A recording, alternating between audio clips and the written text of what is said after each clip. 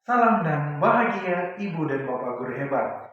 Senang sekali pada kesempatan kali ini saya Kosmas Damianus Beze, guru sekolah dasar pada SD Citra Bakti Kabupaten Ngada, Provinsi Nusa Tenggara Timur, akan berbagi praktik baik tentang bagaimana guru menyiapkan suatu pembelajaran di dalam kelas yang menyenangkan bagi siswa, tentunya untuk memotivasi mereka, untuk menambahkan semangat mereka dalam belajar supaya mereka bisa lebih antusias dan kelas itu menjadi lebih menyenangkan.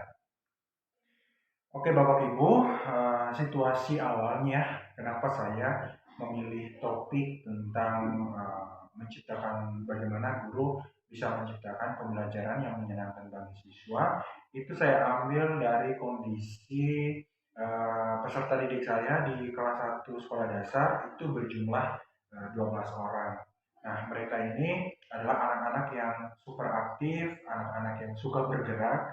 Jadi saya mengalami ada beberapa kendala sih sebenarnya bagaimana bisa mengontrol mereka ketika mereka belajar di kelas.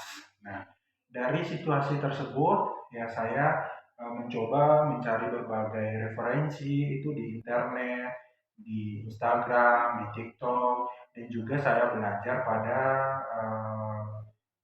platform Merdeka Mengajar PMM. Nah, dari sana saya menemukan ada beberapa alternatif, ada beberapa solusi ya untuk mengatasi anak-anak yang sangat aktif ini dengan saya menciptakan suatu kondisi belajar yang menyenangkan bagi siswa itu dengan salah satunya adalah berupa game-game yang bisa digunakan dalam pembelajaran. Oke Bapak Ibu, dari kegiatan saya mencari referensi melalui media sosial dan juga PNM, akhirnya saya mencoba menerapkan pembelajaran yang menyenangkan dalam pembelajaran untuk siswa di dalam kelas. Itu yang pertama ketika saya membelajarkan tentang matematika, yaitu mengenal jumlah bilangan, itu saya bisa memodifikasinya yaitu dengan anak itu belajar sambil bergerak, anak itu belajar sambil berlari, anak itu belajar sambil kompetisi dengan teman-teman yang lain, seperti bagaimana mereka mengelompokkan jenis bola ya sesuai dengan bilangan yang saya sebutkan. Nah, contoh lain lagi adalah ketika sedang membelajarkan huruf kepada peserta didik, itu saya memanfaatkan media seperti Chromebook ya, hasil sumbangan dari Kemendikbudristek untuk sekolah kami dengan menyiapkan kuis-kuis ya yang bisa saya terapkan di dalam kelas, bagaimana mengenal huruf, bagaimana membaca suku kata dan juga kata. Nah, selain itu juga game ini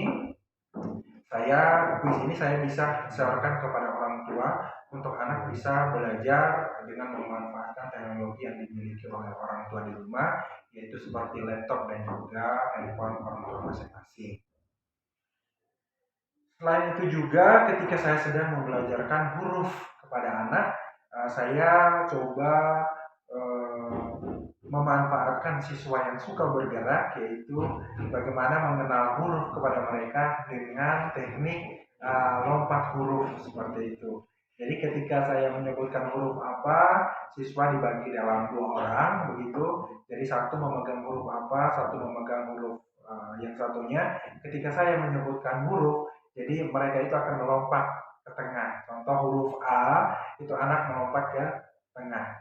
Yang memegang huruf A akan melompat ke dalam begitu.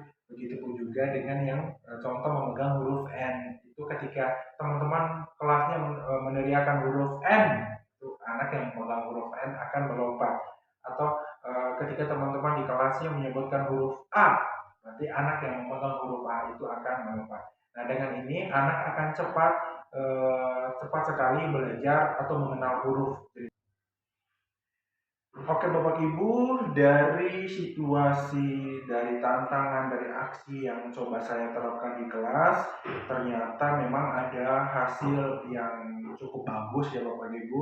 di mana pembelajaran di dalam kelas itu lebih aktif, pembelajaran di dalam kelas itu lebih ramai, pembelajaran di dalam kelas itu lebih interaktif, di mana siswa itu lebih sering bertanya, karena siswa itu ketika belajar mereka tidak terpaku duduk di kursi ya, karena dari kondisi tadi siswa saya itu siswa yang suka bergerak, jadi saya coba memodifikasi bagaimana membelajarkan itu dengan cara belajar sambil bergerak. Nah, dari tindakan yang saya lakukan, dari aksi yang saya lakukan, memang puji Tuhan ada hasil yang cukup baik, ya, di mana pembelajaran di dalam kelas itu menjadi lebih menyenangkan, pembelajaran di dalam kelas itu menjadi lebih seru. Jadi guru itu bukan lagi berperan sebagai salah satunya sumber belajar, jadi kita hanya sebagai motivator atau kita hanya sebagai fasilitator untuk memfasilitasi kegiatan belajar di dalam kelas. Itulah video praktik baik yang bisa saya bagikan pada kesempatan ini. Semoga bisa menginspirasi Bapak Ibu di mana saja berada. Tetap semangat berbagi, tetap semangat untuk melakukan perubahan-perubahan dalam pembelajaran di dalam kelas. Oke, sekian dan terima kasih. Kurang dan lebihnya, salam dan bahagia bagi Bapak Ibu guru di mana saja berada.